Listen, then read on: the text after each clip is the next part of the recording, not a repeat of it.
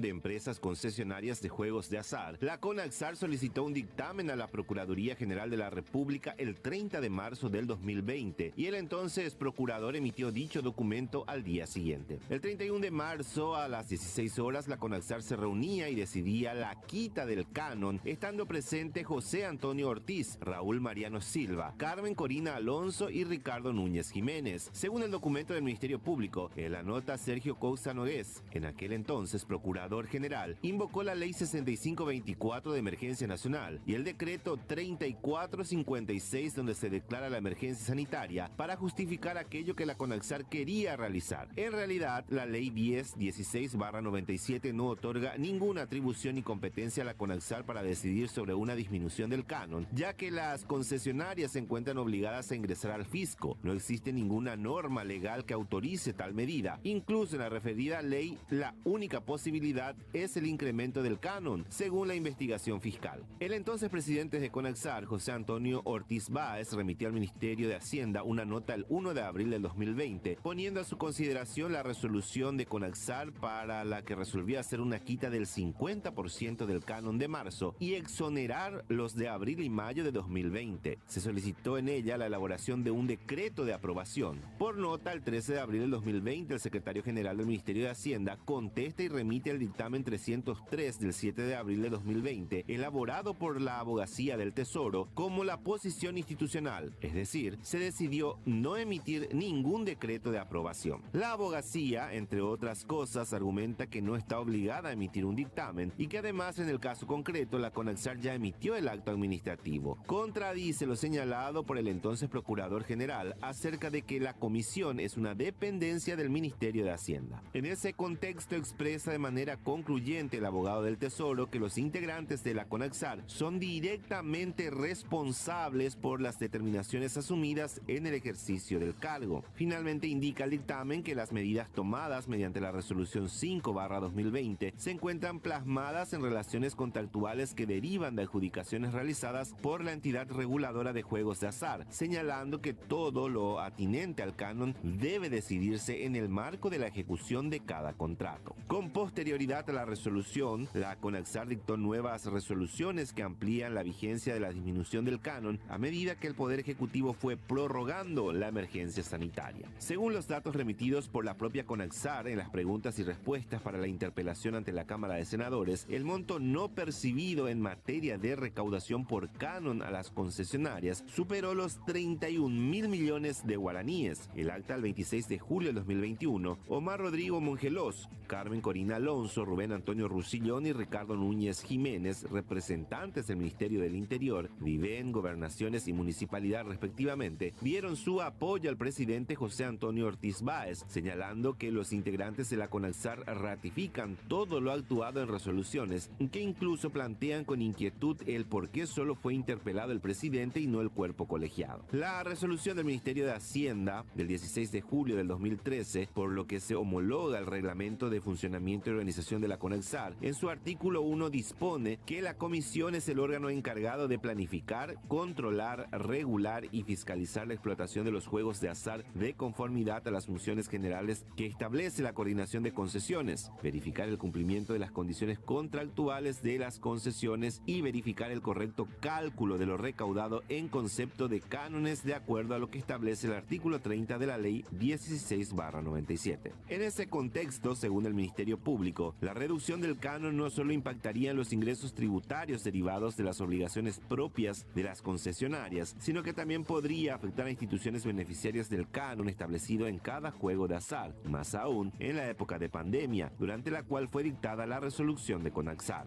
Por lo tanto, siempre según la Fiscalía, la medida adoptada por la CONAXAR sin sustento legal habría ocasionado un perjuicio a los recursos del Estado, que no solamente se traduce en el canon que posteriormente es distribuido a otros órganos públicos, sino que también existirían otros recursos tributarios comprometidos. Con todas las evidencias que fueron recolectadas a lo largo de la investigación, el Ministerio Público considera que existen elementos suficientes para elevar la causa a juicio oral y público, pero hasta el momento el expediente está varado en la Cámara de Apelaciones.